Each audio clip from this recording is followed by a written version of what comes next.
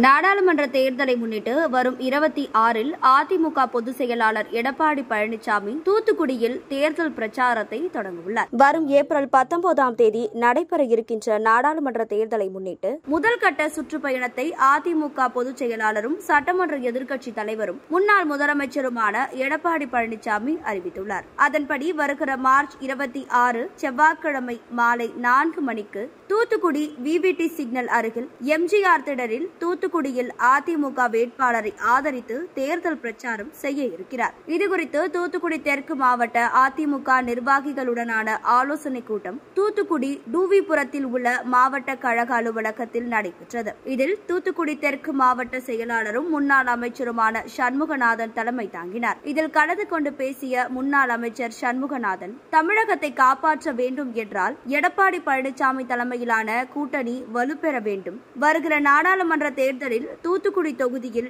யார் நின்றாலும் அவர்களை வெற்றி பெற செய்ய நாம் அனைவரும் அயராது உழைக்க வேண்டும் என கேட்டுக்கொண்டார். இந்த நிகழ்ச்சியில் மாநில அமைப்பு சாரா ஓட்டுநர் அணி இணை செயலாளர் பெருமாள்சாமி, அனைத்துலக எம்ஜிஆர் மன்ற துணை செயலாளர் ஹென்றி, மாவட்ட அமைப்பு சாரா ஓட்டுநர் அணி செயலாளர் சுதாகர் உள்ளிட்ட பலர் கலந்து கொண்டனர். செய்திகளை உடனுக்குடன் தெரிந்து கொள்ள நமது அம்மா இணையதள தொலைக்காட்சியை சப்ஸ்கிரைப் செய்து அருகில் உள்ள பெல் ஐகானை